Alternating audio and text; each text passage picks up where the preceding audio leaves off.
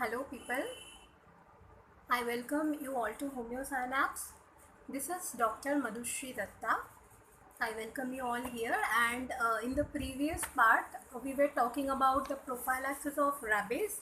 So we have discussed the pre-exposure prophylaxis, that is the animal has not caused you any harm, it has not given a bite to you. Before that you are taking precautions, how and what should you do, how you should do, that I've already discussed. So please go and watch out that if you have not watched yet. In this video we are going to discuss about the post exposure prophylaxis, the categories, and also the re-exposure prophylaxis. Now first I'm going to talk about the categories. First of all, before that also I'm telling you how you will deal with the wound, how you will treat the wound. Suppose anyone who got a bite or a scratch or an abrasion, anything, how he or she should treat the wound. You should wash the affected area under tap water immediately with soap if available. If you are in your house, you should come back to your home and apply soap, water. Thoroughly washing should be done for continuously 15 minutes. I repeat, if you are injured, you should wash your affected area with soap and water continuously for 15 minutes. After that, after 15 minutes washing or that, you can take Hypericum mother tincture. We have homeopathic medicine Hypericum mother tincture. You can apply that on the affected area. It is not you have to do, you don't have to take anything, you have to just apply that Hypericum mother tincture on the affected area. Now again, one more thing is that it is not going to be the replacement of your ARV vaccination. ऐसा नहीं है कि आपने hypericum ले लिया तो आपको vaccine नहीं लेना पड़ेगा. No, this please don't be under this misconception. This is not right. What is the role of Hypericum then?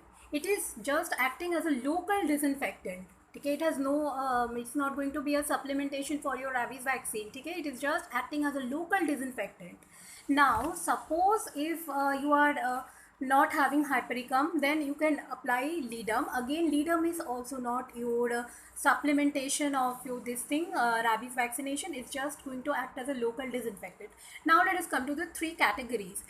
Category 1 is that you are cuddling the animal, you are feeding the animal, you are loving the animal is also loving you back. It's also licking you, but on your intact skin, not on the broken skin. Okay guys, on the intact skin if it is licking you, and if you are cuddling the animal, then that's okay. You need not take any vaccine or you need not take any kind of prophylaxis. Now coming to category 2 and category 3, if you fall or your wound falls under category 2 and category 3, then you have to take vaccine. What is category 2? That is nibbling of the animal on the open skin, uncovered uncovered skin or open skin the animal is nibbling on. Then it is going to licking you, or any minor scratch is there, any abrasion is there, but no bleeding. Bleeding is not there, but only the animal has given a scratch, abrasion is there. Then also you have to take immediate vaccination, go for immediate vaccination. And the wound care or the wound treatment, you have to do the way just I told you some time back, how that way you have to do. Wash that affected area with soap and water for continuously 15 minutes and then apply the local disinfectant like Hypericum or Lidum. Okay, now coming to the category 3, what you will do in category 3? Now in the category 3, actual bleeding is there. Okay, in category 3 actual bleeding is there. In category 3 the actual bite is there, the animal has actually bitten you, bleeding is there, and also the animal has licked you on the broken skin, some cut area. Then you have to take the vaccine. वो तो लेना ही है, immediate vaccination वो तो लेना ही है. Wound care I told you how you are going to do. Now you all are knowing it how to do. And also you have to take the rabies immunoglobulin, guys. In category 3, please remember you have to take the rabies immunoglobulin, right? Okay, now let us discuss little bit about the updated Thai Red Cross regimen. I'm going to give you some information about that updated Thai Red Cross regimen.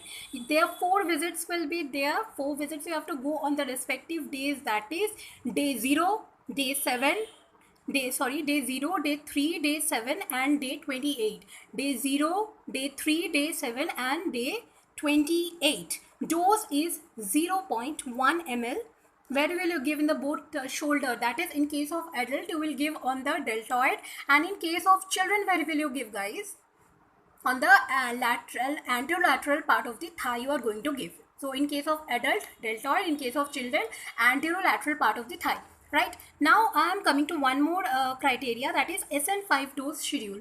What is SN? ESSEN. SN 5 dose schedule, that is you have to take 5 visits as the name suggests. So you have to take 5 doses, like you have to take it on day 0, day 3, day 7, day 14 and day 28. Repeat with me: day 0, day 3, day 7, day 14 and day 28. On this 5 days you have to go for that interdermal 0.5 ml dose. ठीक है. Where you will take? Again, in case of adult you are going to take it on the deltoid, and in case of children you will we will prefer the anterolateral aspect of the thighs. One more schedule is there, that is proposed by World Health Organization, that is IPC schedule.